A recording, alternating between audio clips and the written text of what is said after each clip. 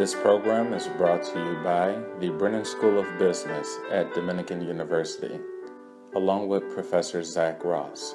I hope you enjoy.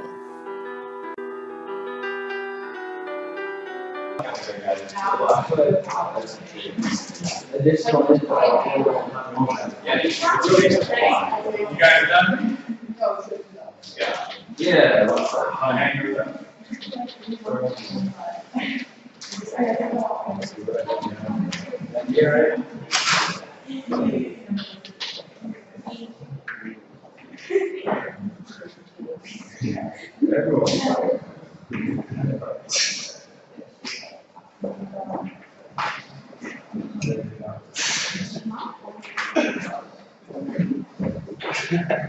Hey, on a side note, you guys,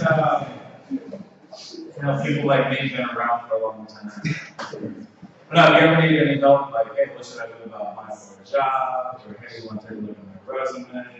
Or something like, strategizing in the direction you want to go or work. Always ask, email me, give me a call or something. I'll try to help you out as best as possible. That's my whole thing, is trying to develop strategy. But, all right, we will begin with group number 1. What did you come up with? But, first of all, one person read the first paragraph, and then one of you guys read the second paragraph, just so we can understand. You are the VP for global sales of a telecommunications equipment company. The accounting manager of your company recently brought to your attention an unusual charge of a 3% commission to a purchasing manager in Russia with whom your company had recently started doing business. One state-owned manufacturing company in Russia, or privately state, the Wakata company R, submitted a bid for a large order of your equipment. You remember being surprised to get the contract with R because your company had never been able to do business with them since it started here many years ago. As it turns out, your new sales manager for the region had a relative in R who promised to supply him with all of your competitors' bids if he paid him a 3% commission on all the sales to his company. The area manager accepted this agreement. He got the competing bids and secured the deal with your company. What would you do given the following? 1, if you refuse to accept the business without any legitimate reason. Presently, there are none. Your company will be blacklisted in that country, which amounts to about 20% of gross yearly profit. 2, if you accept that the business and do not pay a 3% commission, the purchasing manager will make much trouble when you receive your shipment. No doubt he will not release a 5% pay guarantee letter about the quality and quantity of the material. 3, if you accept the business and pay a 3% commission, you feel that it would malign your company's reputation and your names. Alright, so what did you guys come up with? Okay. What did you guys Well, we kind of had some differences in opinions here. So 3 of us decided we wanted to accept the business, and the reason for that was because we thought it was a pretty big market. So maybe down the road there's like more opportunities to grow, and also because it would be a huge loss because it was like 20% of the yearly profit. So that would be something that we would be giving up. Also, it said that there were no legitimate reasons to not go through with it, so I think that was one of the things that convinced us the most. And also because we don't want to be blacklisted. And then I think we brought up that maybe down the road there would be benefits to not just the company but the country's economy. Okay. So you guys differ. You're saying some, the economy get larger, more jobs, better opportunities. Some people are saying, no, don't do it. It's not very in the future. So we said we're just gonna go with corruption and just accept the transaction and just go with the flow. I mean, just considering the idea that being in Russia itself, like some type of transaction, some transactions will consider it as part of the business, not a bribe. So we thought, we will just the commission of 3% and just get as much profit as we can. And why, as I said, I mean, just it could be just considered as part of the business. That's all. It's just a part of the business in Russia. So you're not necessarily doing anything wrong. Yeah, I mean, even if we get caught, we can just like, pay out even more. It's okay. Did everybody agree with that?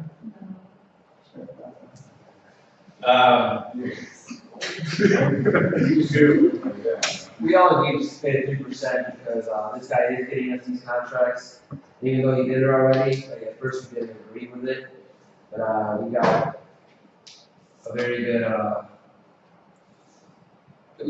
good business from it.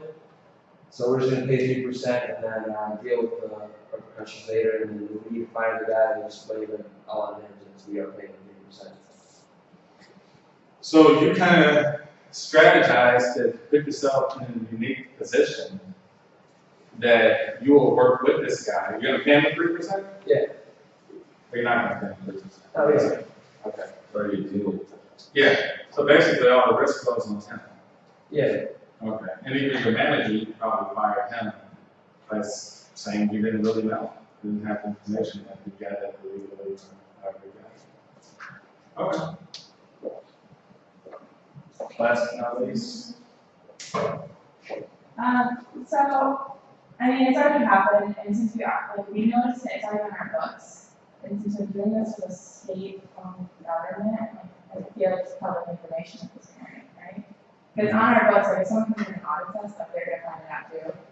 So either we need to, So you can't hide it anymore. yeah, you can't hide it now, so it's kind of like stating face at this point. By going along with it, or Personally, I don't want to go along with it, but you also can't just, you can't destroy the reputation at the same time. So like personally, I'm gonna try and find a loophole to get around having to pay this guy this money. I don't wanna work with him personally, that's how he's gonna do business, but you've already got your foot in the door with the company. So who says you really need him down the road anyway? Like if you build a good reputation with them, maybe they'll give you out that means, I don't know. so even by telling them, you have even more to lose, because people will start looking at your business practices. Yeah, So, I mean, hey, it's these people. on the books already, and you're gonna start like tampering with your numbers and everything. And pretending like you don't know about it, I don't really know. Personally, I don't agree with it, but you also have to be smart about how you do it, and since it's already happened once, I feel like you have a little bit of time before the next order comes in to kind of figure this out, deal with it, and there's gotta be repercussions, probably gonna have to let them go at some point, but Maybe you can renegotiate. yeah. All right, interesting to see. There's no real answer to the question on what to do. It really just depends on who you are as a person and as a manager. And that's kind of what we're going to talk about today. But we're going to talk on a bigger scale of corporate social responsibility, the ethics of a company, ethics of a manager, provide support, and also how it relates to value. How it can actually help the company to be very ethical, as opposed to thinking that it's only hurt the company by taking it away. So one of the things I thought about was, well, here's a company. Here's yourself.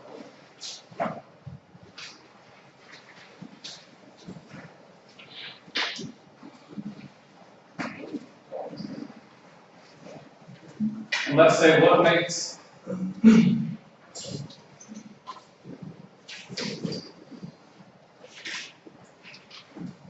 the company great?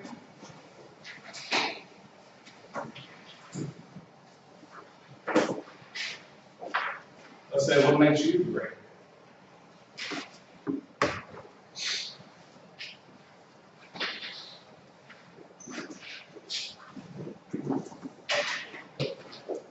This is explaining right here, would be you as a manager.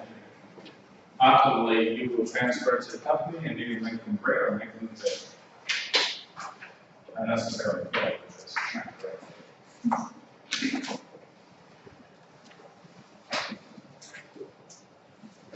So let's say we'll do two extremes. On one extreme, hey, what makes you great? What do you think makes you great? makes you great? What makes someone great as a person?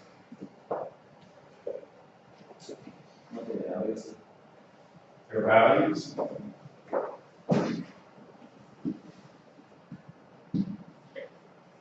Let's think realistically. What do we all think we need in order to be great?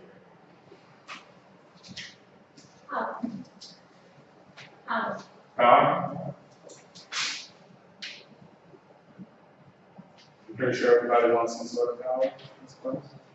How about money? How about material things? It's probably how we perceive and judge others and value them and say, the person's great. Look how rich they are. So much power. The same applies for companies. Money.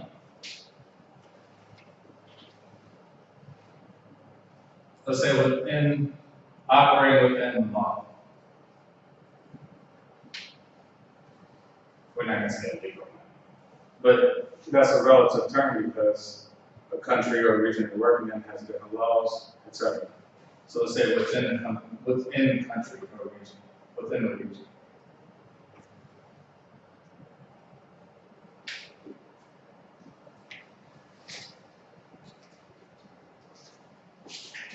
Now the opposite end, well, let's say, how do we get here? What are some of the things that get us to power, money, and buying material things that we perceive to be great to us? We're just born with it. Some of us are. But like, I mean, what are some of the things you guys are doing in order to move towards, hey, I want to have a nice car, nice house, etc. So, Education. education.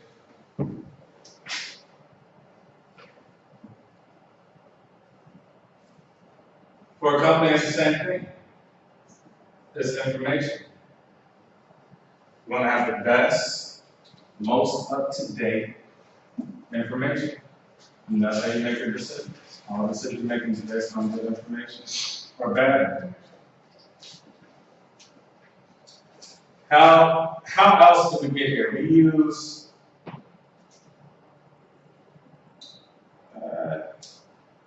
all right, let's say outside of this, what is the opposite of these components?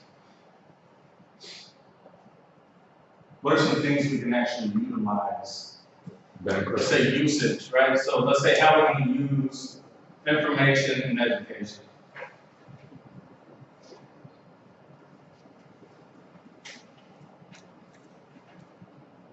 How would you use them? Yeah. Alongside with this money. What are you going to use it for?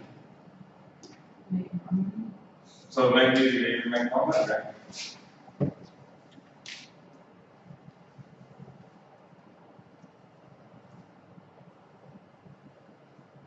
But that's one perspective. Let's think of a broader term. Maybe we use it for good things. Maybe we use it to help others. And that's the opposite side. The side we don't really consider that much. Helping others for a service.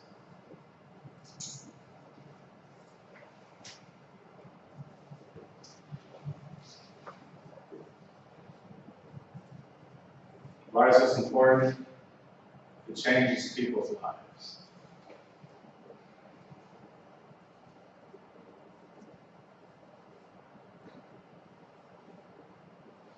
So think relatively, if there's an entertainer, an athlete, musician, political figure, how do you perceive them to be great people? You say one person's great because they have money and power and influence.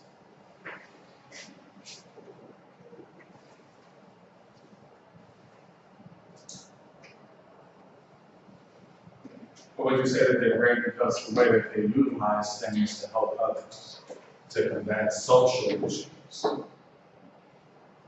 And how much more does that make them a better person, a greater person, a perceived image of greatness? You guys kind of understand what I'm saying? That's essentially how you have to think as a manager relative to your company working overseas. Yeah, you're gonna make money. Yeah, you want a big bottom line. Where do you draw the line? Do you say it's all about this as a person? Or do you say, hey, you know what, I use that to come back at the end, after I've made money, after I bought all the cars, the big house, I start a program, start an endowment, I create things to help people and change people's lives. And so essentially what we were talking about here with Russia, we can kind of gauge to see how people's perspectives is. You know, is it short term? 20% for a year? Was it long term? 10 years, 20 years?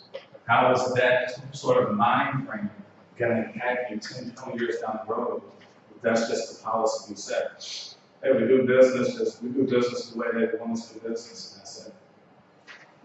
So that's something to greatly consider as a manager. So you guys adopted two different approaches.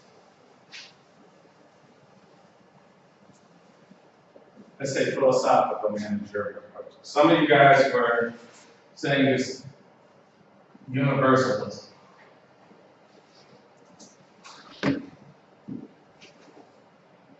Where you set a standard.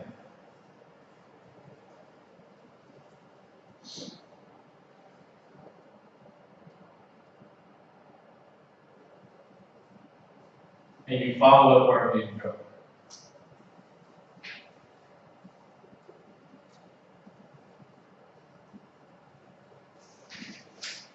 You say, hey, this is how my company operates. We don't go beyond these boundaries. If we find anything that goes against company policy, we nip it in the bud. We don't allow for these things to happen because we know down the line that's not who we are or who we want to be or where we're going. Or you adopt a regional approach.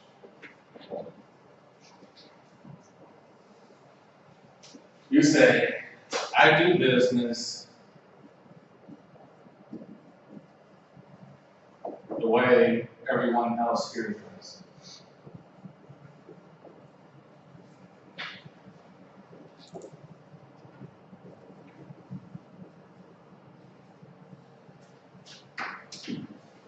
And so going back to Russia, you say, hey, this is Russia. Play ball.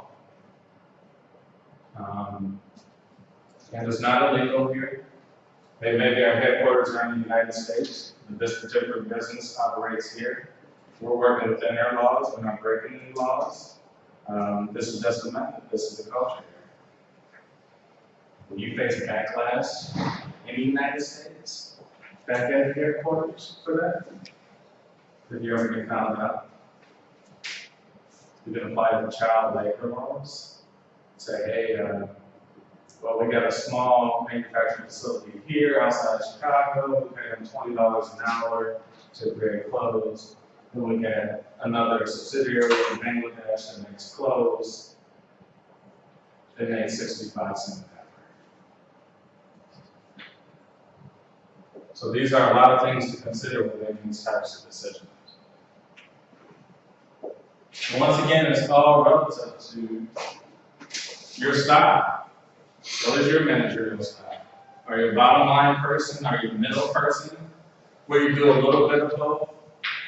You provide a little bit of leeway, wiggle room to kind of, we're not going to be completely illegal. Maybe just a little bit. Or we'll play ball, but we'll tweak the numbers a little bit. How far we're going to play ball.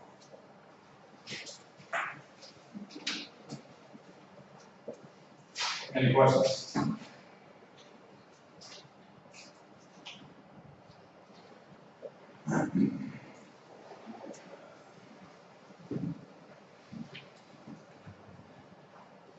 So CSR, corporate social responsibility. Does everyone have a good idea what that means?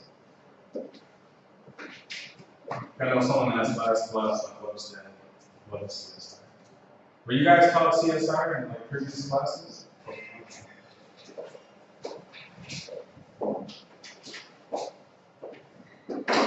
So corporate social responsibility.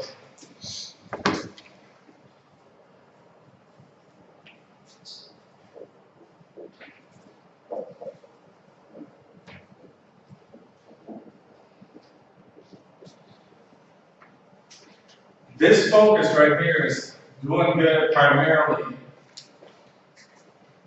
just for the sake of image, right? You want a good image. Why you do good?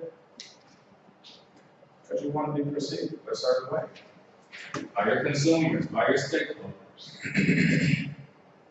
So let's say perception of goodness or good practices. How are some of the ways you could implement corporate social responsibility? Like, what are some of the things you would do as a manager? What would you create? What would you develop? What would you execute? I watched a video about Nike. They actually created basketball courts for neighborhoods, like in the world. So that would be the service. So Nike created basketball courts, right?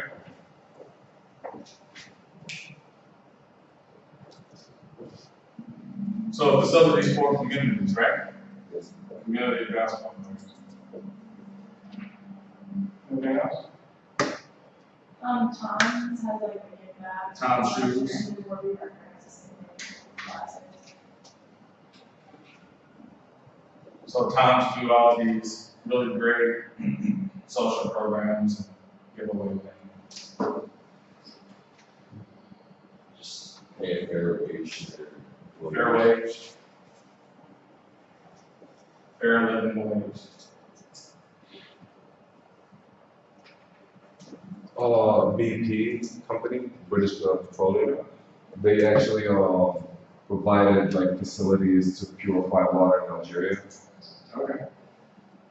So water purification programs.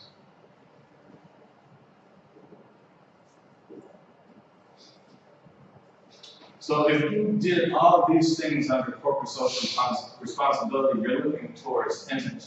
How does the world perceive? Who they perceive us as being beneficial to the community, etc. And there's the bottom line. Sometimes you do lose money on this practice. And so there's been another practice that's been developed that actually helps people, and it also makes you money. And that's creating shared value. So where this is CSR, this is CSV.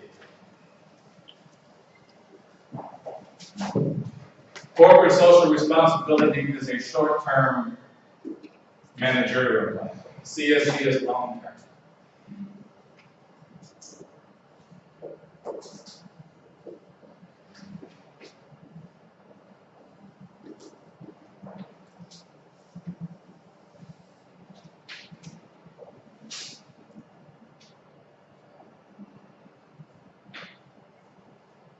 What you do under CSV as opposed to what you do to CSR is, like I say, CSR is giving away money. It's sort of charitable donations. A lot of times it's written off on taxes, but you gotta lose money. A lot of companies don't.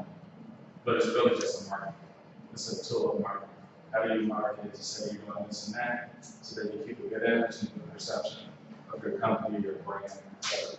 CSV, on the other hand, works directly that things impact the company.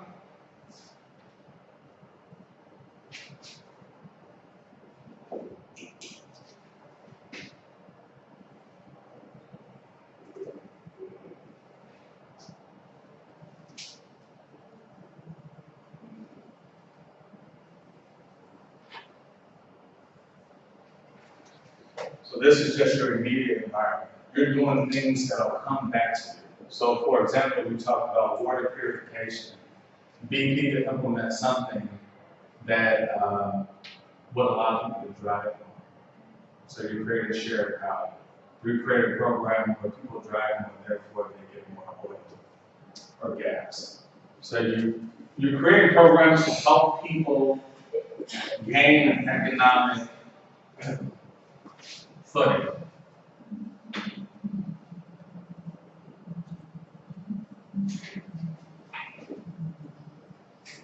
right? Creates more jobs. If it creates more jobs, it creates more consumers. So if it's selling a product or service, you see that it's coming back to you now. You can do all type of metrics to see how much down the road, depending on the population, that you help increase the jobs, how much you get back. Well, I don't want to take up too much time because Benjamin wants to get up here. We'll stop with this for now. And I'd like to introduce Benjamin Wolf. Benjamin is former State Department, former FBI, former political assassin. Not officially. Well, everything's classified. He even sends me emails and it says, literally says classified and unclassified. Because once you're in a mine, you're always in a mine. So I'll let him talk. But something very funny. Something very funny about Benjamin. So obviously Benjamin has seen a lot around the world, right? We're talking tragic things that many of us hope we would never see or experience in real time in real life. And so we're eating at Denny's down on Harlem, and we were just talking about like, hey man, we're in Afghanistan, in Libya, Tunisia, in Iraq, during the Iraq War, during the Afghan War, like the things you saw up front and close being on the ground. And he said to me, he was like, Zach, I asked him because he's kind of monotone all the time, so sometimes he has to catch his jokes, like and so I was like, dude, why you always like stoic like this? He was like, man, he said literally if someone's head exploded right now while we're eating breakfast, he's like, I would continue to eat breakfast.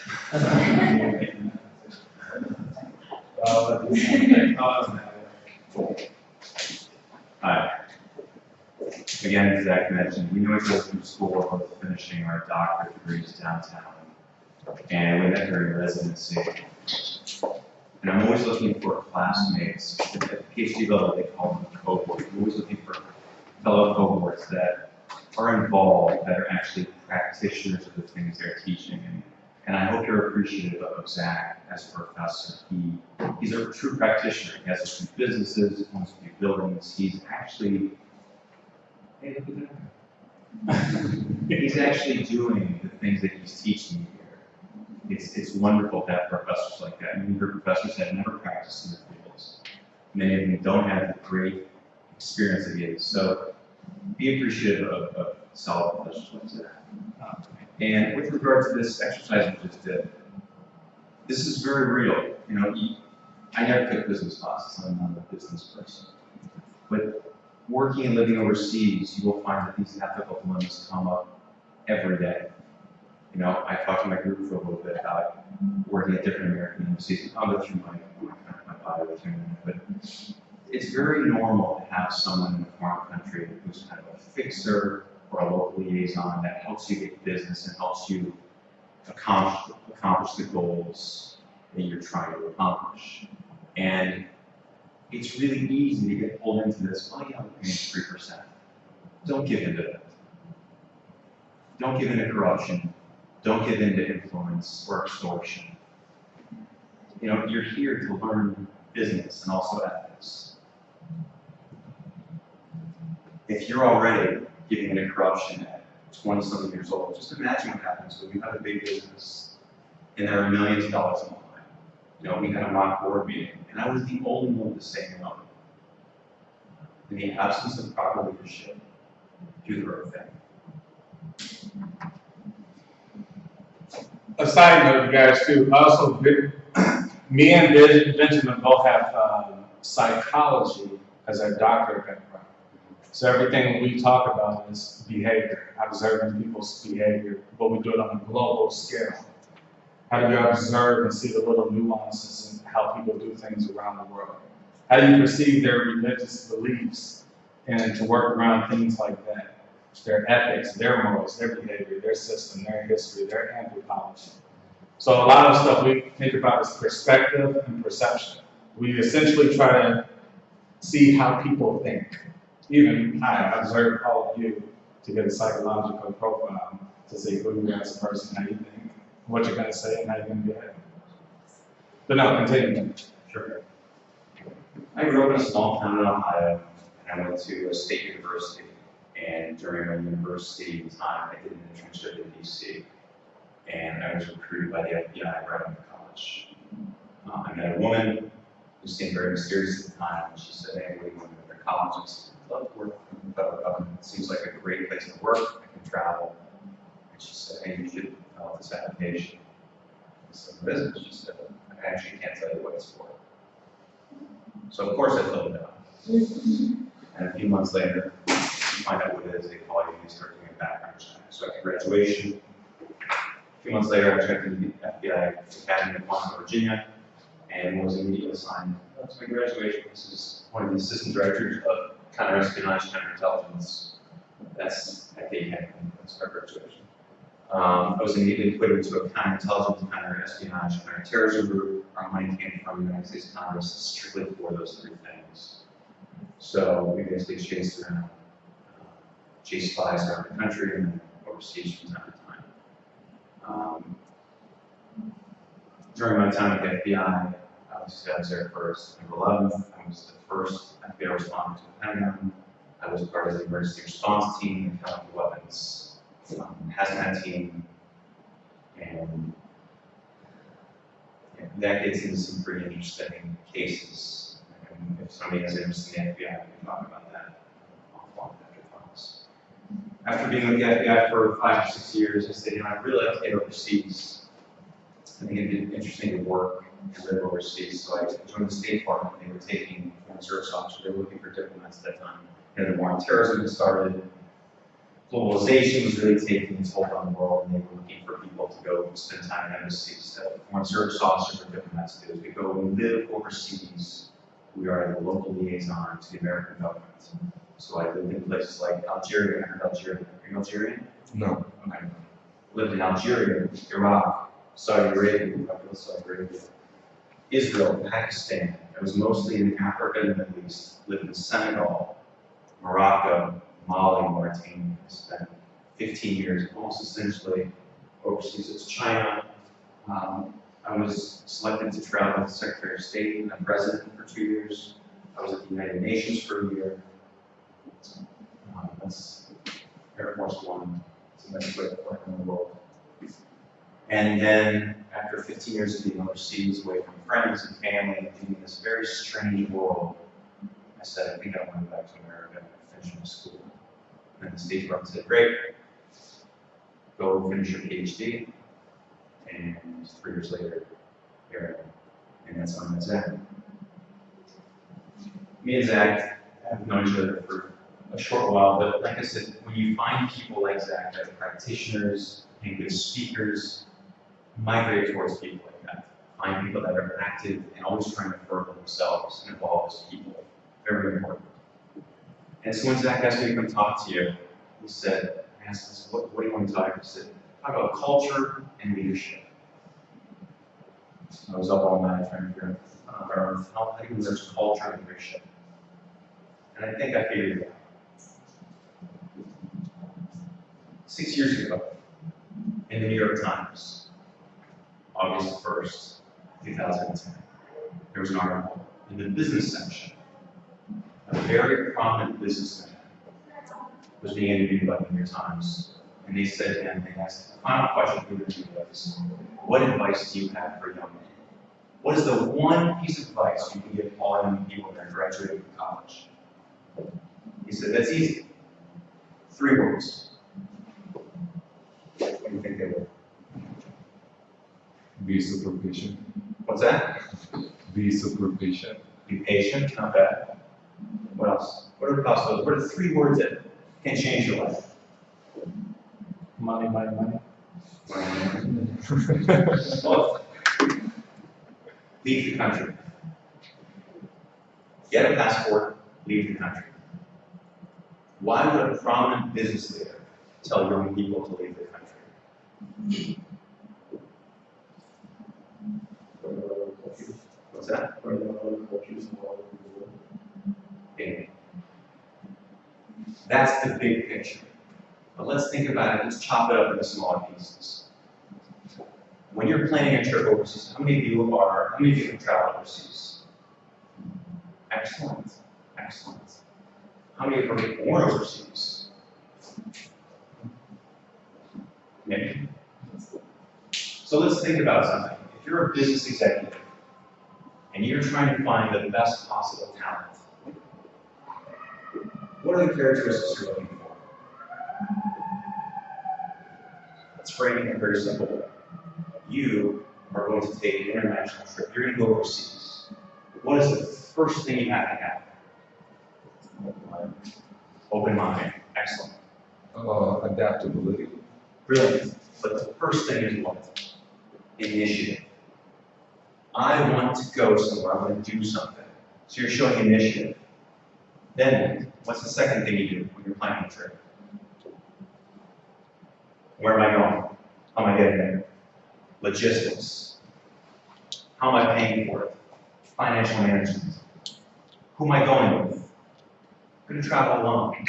Self-reliance. I'm going to go with a group. Group dynamics. The ability to communicate well overseas. Foreign languages. The ability to communicate at all. Communication skills. Somewhere along your trip, you're going to encounter some problems. Problem-solving skills. These are all the qualities that you're looking for in a manager. Traveling overseas, you're learning new cultures, new things. You're enriching your life.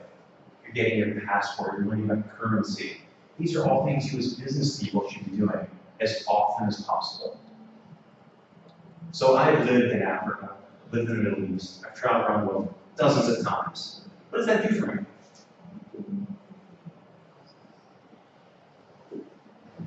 Well, as a business man, if you're trying to open up an international, or if you're trying to go overseas, you have a business there, you know how the people are, you know different cultures, you know what interests them, if they're compatible.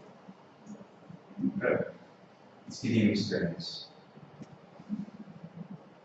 There's a better slogan for experience. I like it called street credit.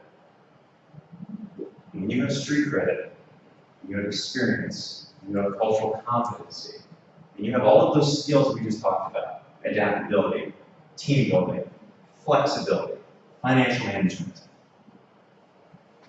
Makes you a great manager. You take all those things, you couple those with experience and street credit, that's leadership. If I say to you as a class, listen class, I know you want to move that way. That's the easy way. That's the corruption way. I want you to come with me this way. Are you going to follow me? Hopefully. That's leadership. That's why you're in college. That's what you're here to learn.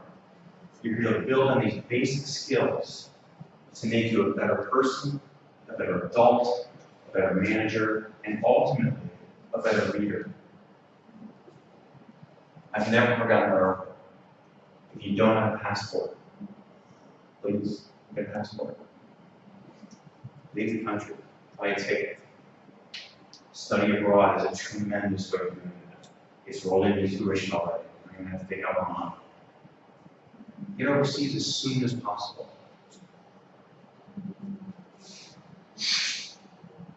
Questions? Anything. Ask me anything you want about the FBI, State Department. I worked at Interpol. I chased fugitives around the world. Any questions? Yes. What are the difficulties you faced, you know, going around the world? Like, you know, you went to really like what, more than 20 countries, and like, you know, what was the hardest thing that you faced in, you know, every time you go to another country? Perfect question. The most difficult thing for me was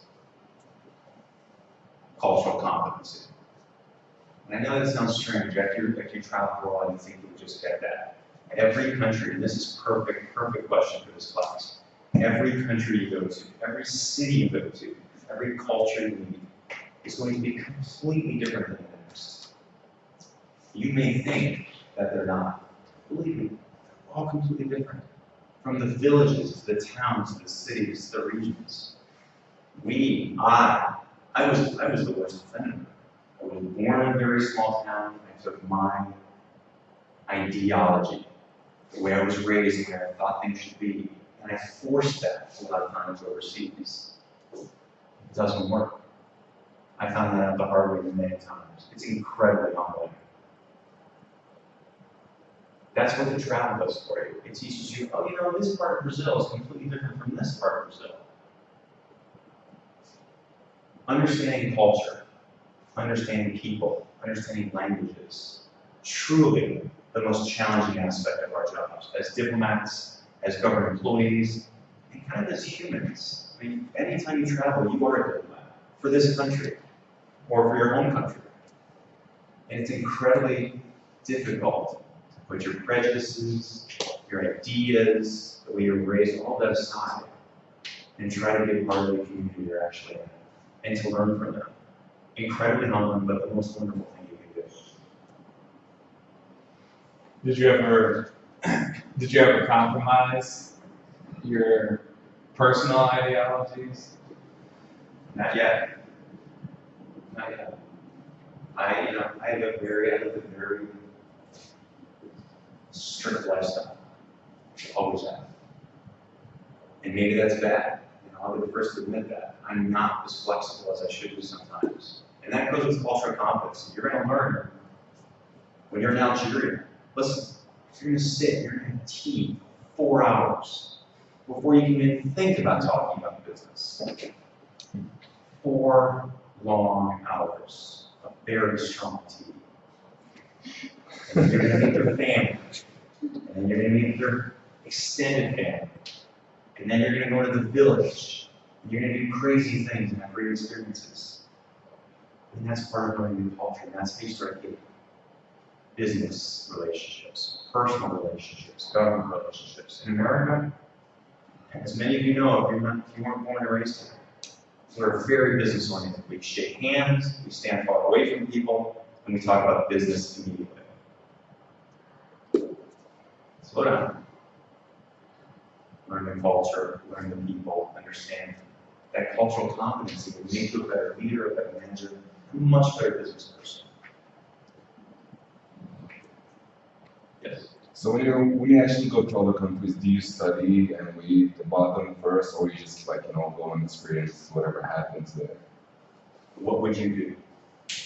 I would read, I would read a lot. I don't want to be in a situation where I'm awkward a little bit, you know what I mean? That goes to culture, cultural competency, what they call cultural intelligence. ZACK Magic program is called International Psychology. It's basically the international way of looking at psychology, human rights, marginalized populations. And the first thing they teach us is cultural competency and cultural intelligence. And one of the ways of doing that is reading about it. What time is class? 11:15. Okay. So yes, read, study before you go travel someplace. Know where you're going, what the people are like, what you're doing. Speak of you badly. That is my piece of advice. Where this man said leave the country, my big thing is learn languages. If you are not a part of the conversation, I mean literally part of the conversation, you don't exist. Translators are wonderful, but start learning languages now. Many of you probably speak Spanish, English, French. Learn a challenging language. Challenge yourself. That can be part of your semester abroad. Challenge yourself to learn Russian, Farsi, Urdu, something crazy, Serbian, Czech. It will serve you volumes in the future, I promise you. Last question. Mine is wrong with language. Any tips that you have us when you travel? That's if you can't learn every language you have, so there's no way to Right. And we're incredibly fortunate. English has become the language of business. So easy for us. But I'm telling you, it goes along with cultural competence and relationships. If you can learn another language, they will respect you so much more. Start now. Think about it. Starting now when you're 40, in my age, you will have 20 years of that language under your belt. you'll be a whole different person. It will serve you well, I promise you. It's the one thing I have regrets about. I have two regrets in life. One is that I didn't study languages. Just like, oh, it's just for me. Any other questions? I think Zach and I are going to get some lunch downstairs if we have more questions. So going to what Benjamin's saying, you have to break the mold, right? So we all have our groups or our little cliques, right? We have our culture here, whether it's sports, whether it's an ethnic background, whether it's a neighborhood or a city. And there's a level of trust. So you as an outsider trying to come penetrate these groups, you have to build that trust. And that's how you get effective managerial one. Last but not least, Benjamin touched on this, so in psychology we learn this, IQ, CQ, EQ. Now always remember, you can have 160 IQ, Harvard, and $1 billion. But if you have low emotional intelligence and low cultural intelligence, you are still very much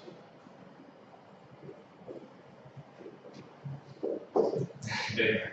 I have low emotional intelligence. Yeah. I'll admit that. So emotional intelligence is people who can't control their emotions. You talk to them, they get excited, they get frustrated over your words, your gestures. Can you perceive other people's body language? Do you talk from the side? Do you talk from straightforward? This is very important in communication with other people from other walks of life. And cultural intelligence. You're closed-minded, you're not willing, and what you say is universal and right, then you know what? You're not going to get progress. And that's just really what it is. So try to always increase cultural intelligence and try to work on your emotional intelligence. And as you're in school, you're increasing your intellectual intelligence. All right, that's it, class. See you next time. Have a good weekend.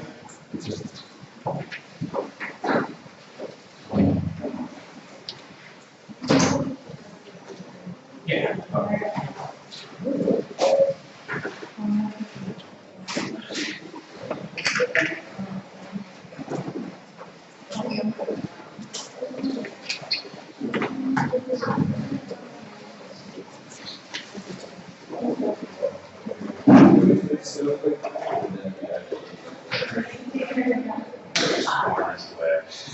And then what do they train you? It works for them, Yeah, they train you to raise that.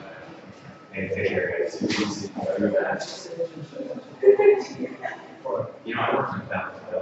My big thing is just in Washington. I did 8 grades, getting free for the DC. So this is where I can do. Yes. So, you know, get to DC, go, just get things will happen. Yeah, do as many internships as you can. It's very helpful. I did one when I was just telling the parents basically what it was, and then I didn't like that, but I think we do have a DC one here. That's what's great about internships. It's like everyone's bad. You know what you're doing. You're welcome. You're welcome.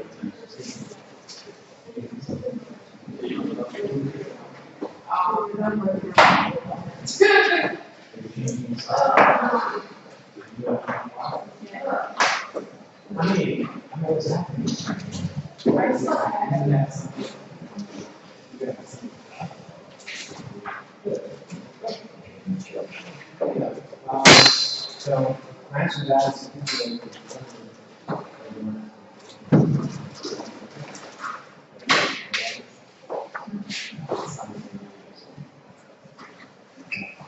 I don't know. Like I say,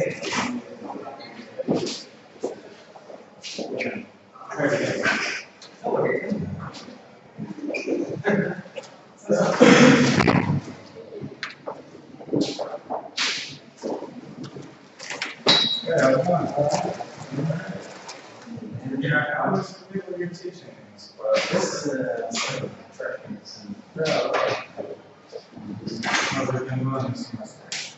What do you say? It's going. It's going, it's going. Yeah, it does.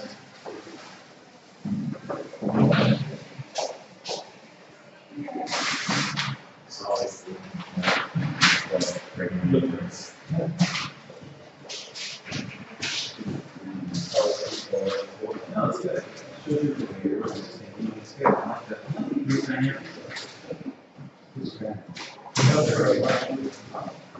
what?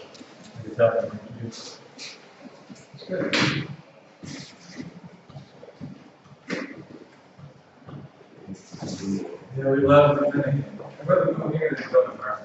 What do you guys say? This is way better. This school has nothing on Harvard. Harvard has nothing on this school.